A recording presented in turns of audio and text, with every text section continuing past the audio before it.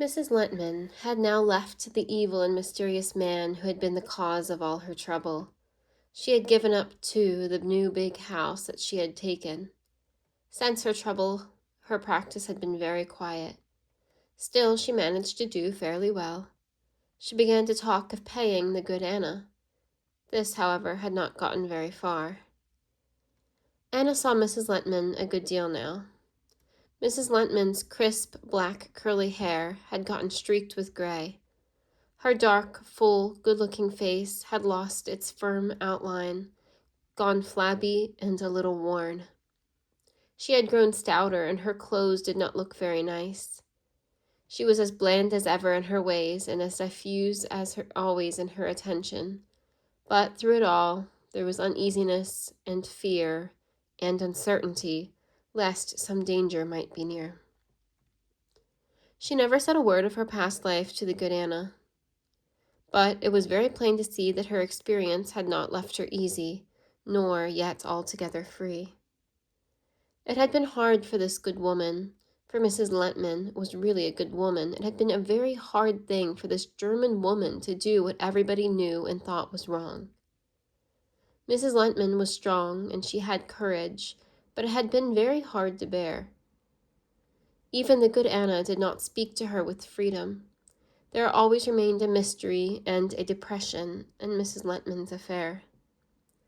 And now the blonde, foolish, awkward daughter, Julia, was in trouble. During the years, the mother gave her no attention.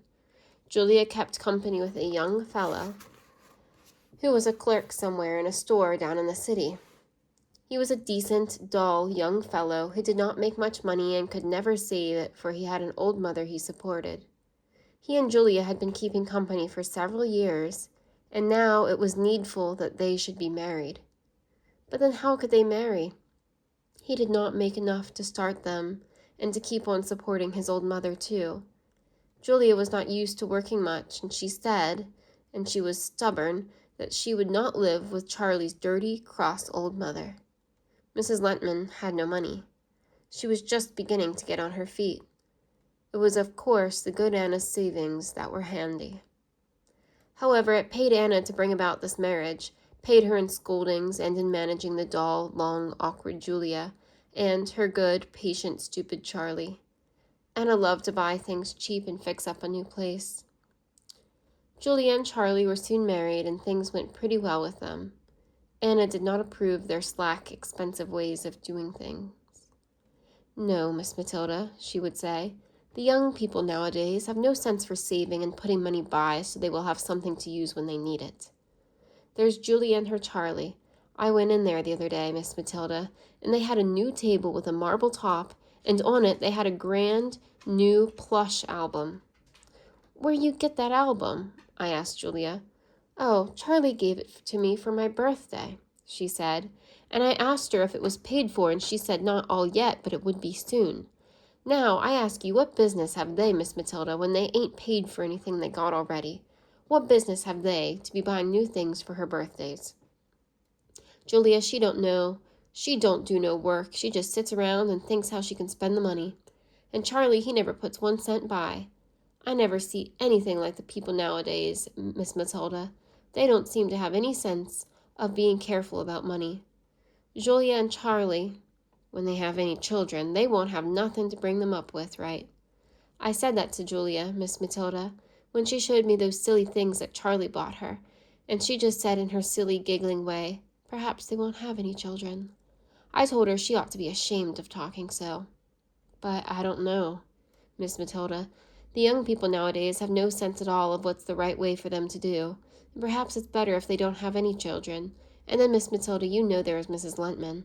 You know she regular adopted little Johnny just so she could pay out some more money, just as if she didn't have trouble enough taking care of her own children.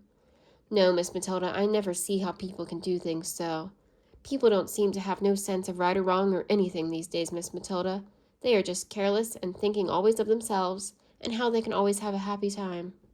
No, Miss Matilda, I don't see how people can go on and do things so." The good Anna could not understand the careless and bad ways of the world, and she always grew bitter with it all. No, not one of them had any sense of what was the right way for them to do. Anna's past life was now drawing to an end. Her old, blind dog Baby was sick and like to die. Baby had been the first gift from her friend, the widow, Mrs. Lentman, in the old days when Anna had been with Miss Mary Wadsworth, and when these two women had first come together. Through all the years of change, Baby had stayed with the good Anna. Growing old and fat and blind and lazy, Baby had been active and a ratter when she was young, but that was so long ago it was forgotten, and for many years now Baby had wanted only her warm basket and her dinner. Anna in her active life found need of others, of Peter and the funny little Rags, but always Baby was the eldest and held her with the ties of old affection.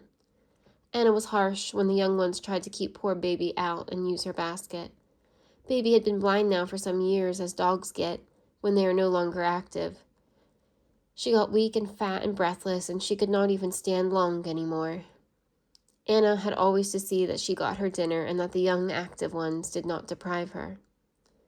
Baby did not die with a real sickness. She just got older and more blind and coughed and then more quiet, and then slowly, one bright summer's day, she died. There is nothing more dreary than old age in animals. Somehow it is all wrong that they should have gray hair and withered skin and blind old eyes and decayed and useless teeth. An old man or an old woman almost always has some tie that seems to bind them to the younger, realer life. They have children or the remembrance of old duties, but a dog that's old and so cut off from all its world of struggle is like a dreary, deathless struldbrug, the dreary dragger on of death through life. And so one day old Baby died. It was dreary, more than sad, for the good Anna. She did not want the poor old beast to linger with its weary age, and blind old eyes and dismal shaking cough, but this death left Anna very empty. She had the foolish young man Peter and the jolly little Rags for comfort, but Baby had been the only one that could remember. The good Anna wanted a real graveyard for her baby, but this could not be in a Christian country, and so Anna all alone took her old friend done up in decent wrappings and put her into the ground in some quiet place that Anna knew of. The good Anna did not weep for poor old Baby. Nay, she had not time even to feel lonely, for with the good Anna it was sorrow upon sorrow. She was now no longer to keep house for Miss Matilda. When Anna had first come to Miss Matilda, she had known that it might only be for a few years, for Miss Matilda was given to much wandering and often changed her home and found new places where she went to live. The good Anna did not then think much about this, for when she first went to Miss Matilda, she had not thought that she would like it, and so she had not worried about staying. Then, in those happy years that they had been together, Anna had made herself forget it. This last year, when she knew that it was coming, she had tried hard to think it would not happen. "We won't talk about it now, Miss Matilda. Perhaps we all be dead by then," she would say, and when Miss Matilda tried to talk it over, or, "If we live till then, Miss Matilda, perhaps you will be staying on right here." No, the good Anna could not talk as if this thing were real. It was too weary to be once more left with strangers. Both the good Anna and her cherished Miss Matilda tried hard to think that this would not really happen.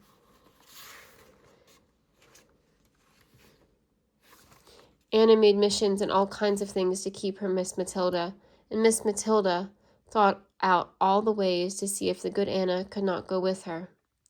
But neither the missions nor the plans had much success. Miss Matilda would not go, or Miss Matilda would go, and she was going far away to a new country where Anna could not live, for she would be too lonesome. There was nothing that these two could do but part. "Perhaps we all be dead by then," the good Anna would repeat. But even that did not really happen. "If we all live till then, Miss Matilda," came out truer. They all did live till then, all except poor old blind Baby, and they simply had to part. Poor Anna and poor Miss Matilda. They could not look at each other the last day. Anna could not keep herself busy working. She just went in and out and sometimes scolded. Anna could not make up her mind what she should do now for her future. She said that she would for a while keep this little red brick house that they had lived in. Perhaps she might just take in a few boarders. She did not know. She would write about it later and tell it all to Miss Matilda. The dreary day dragged out, and then all was ready, and Miss Matilda left to take her train. Anna stood strained and pale and dry-eyed on the white stone steps of the little red brick house that they had lived in. The last thing Miss Matilda heard was the good Anna bidding foolish Peter say good-bye and be sure to remember Miss Matilda.